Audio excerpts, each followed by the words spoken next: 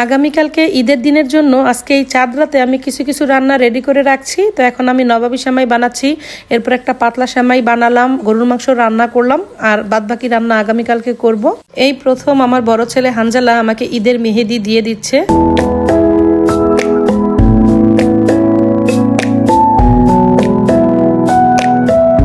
আসসালামু আলাইকুম সবাই কেমন আছেন? আশা করি সবাই খুব ভালো আছেন। আমি আল্লাহর রহমতে আপনাদের দয়া খুবই ভালো আছি। তো আমি ইফতারি রেডি করে নিলাম। আজকে আমাদের 30 রোজা কমপ্লিট হবে, তাই খুবই সিম্পল ইফতার আয়োজন করেছি। আর কিছুক্ষণ আগে আমার হাজব্যান্ড তরিনো থেকে ঈদের বাজার করে নিয়ে আসলো। তো আমি এখানে গরুর মাংস নিয়েছি, খাসির মাংস আর গরুর মাংস এনেছে। তো আজকে সন্ধ্যায় আমি গরুর মাংসটা রান্না করে রাখবো, আর খাসির মাংসটা আগামীকালকে ঈদের দিন রান্না করব। আর এখানে ইয়োগুট মানে টক দই নিয়ে আসছে রোস্ট রান্না করার জন্য। তো আমি এখন সমস্ত বাজার ফ্রিজে সেট করে রাখতেছি। এখানে লেগ পিস নিয়ে আসছে। তো কালকে আমরা রোস্ট করব, তারপর চাইনিজ ভেজিটেবল রান্না করব। সব কিছুর জন্যই এই চিকেনটা লাগবে। আর এগুলো কিছু ড্রিঙ্কস, আগামীকালকে ঈদের জন্য কিছু পেপসি এগুলো এনেছে। তো আমি ইফতার রেডি করার পাশাপাশি বাজারগুলোকেও একটু গুছিয়ে নিচ্ছিলাম। আর সে বাজার থেকে এসেই আমার হাতে এই মেহেদি দুইটা দিয়ে বলল, আমি কিন্তু তোমার জন্য মেহেদি আনতে ভুলি নাই। তো প্রত্যেকবারই আমি শপিংয়ে গেলে মনে করি মেহেদি নিয়ে আসি, বা আমি যদি কখনো ভুলে যাই সে আমার জন্য মেহেদি মনে করে নিয়ে আসে। এবার কিন্তু আমি তাকে মেহেদি আনতে বলিনি, সে নিজে থেকে আমার জন্য দুইটা মেহেদি নিয়ে আসছে। তো মেহেদি দুইটা পেয়ে তো আমি খুবই খুশি হয়ে গেলাম। তো আজকের মতো আমাদের ইফতার খাওয়া শেষ আলহামদুলিল্লাহ। এবছর আমরা 30টা রোজা কমপ্লিট করলাম। তো এখন আগামীকালকে ঈদের দিনের জন্য আমি এই গরুর মাংসগুলো রান্না করব, আর আগামীকালকে খাসির মাংসটা রান্না করব। তো গাইস, আমার কিন্তু গরুর মাংস রান্নাটা কমপ্লিট হয়ে গেল। যেহেতু আমি আগামীকালকের জন্য কিছু কাজ গোছাচ্ছিলাম, তাই ব্যস্ততার কারণে তোমাদের সাথে রান্নাটা শেয়ার করতে পারিনি।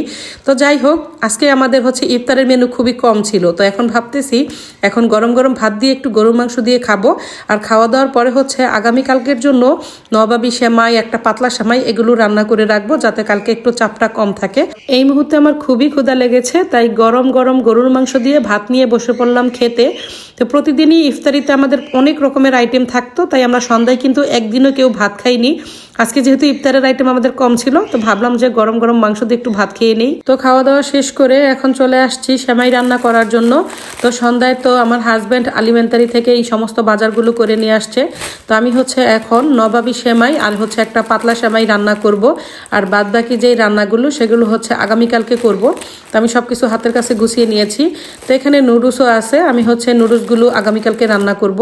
আর এই কনডেন্স মিল্কগুলো এখন আমার লাগবে সেমাই রান্না করতে। তারপরে নিয়েছি নিডল পাউডার মিল্ক। তো সবকিছু হাতের কাছে নিয়ে নিয়েছি। তো প্রথমেই আমি নবাবী সেমাই রান্না করার জন্য একটা ক্রিম রেডি করে নিচ্ছি। আর এই ক্রিমটা আমি রেডি করতেছি liquid milk, powder milk, condense milk এবং কর্নফ্লাওয়ার দিয়ে। আর এখানে আমি বাটারের ভিতরে সেমাইটাকে ফ্রাই করে নিয়েছি, সঙ্গে চিনি এবং পাউডার মিল্ক দিয়েছি। আর এই পাশে আমার ক্রিমটা আর এই পাশে আমি কিছু সেমাই রেখে দিয়েছি। এটা আমার পরে উপর দিয়ে বিছিয়ে দিতে হবে সেজন্য। তো প্রথমে আমি সেমাইগুলোকে একটা সার্ভিং ডিশে সুন্দর করে সেট করে নিয়েছি। তারপরে যে তৈরি করে রাখা মালাইটা সেটা উপর দিয়ে এখন বাকি সেমাইগুলো বিছিয়ে দিচ্ছি। এরপর যেই প্যানে আমি সেমাইটাকে ফ্রাই করেছিলাম, সেই একই প্যানের ভিতরে একটু ঘি দিয়ে কিশমিশ আর বাদামগুলোকে ফ্রাই করে নিচ্ছি। এটা আমি এরপরে সেমাইয়ের উপরে বিছিয়ে দিব। এভাবে ফ্রাই করে নিলে খেতে যেমন ইয়ামি লাগে, খুব সুন্দর একটা ফ্লেভারও আসে। তো আমার নবাবী সেমাই তো রান্না হয়ে গেল। এখন একটা পাতলা সেমাই রান্না করব। তার জন্য আমি সেমাইটাকে ঘিয়ের ভিতরে একটু ফ্রাই করে নিচ্ছি। আর আমি যে কোনো সেমাই রান্নার ক্ষেত্রে প্রথমে একটু ঘিয়ের ভিতরে ফ্রাই করে নেই, তাহলে খেতে কিন্তু খুব মজা লাগে।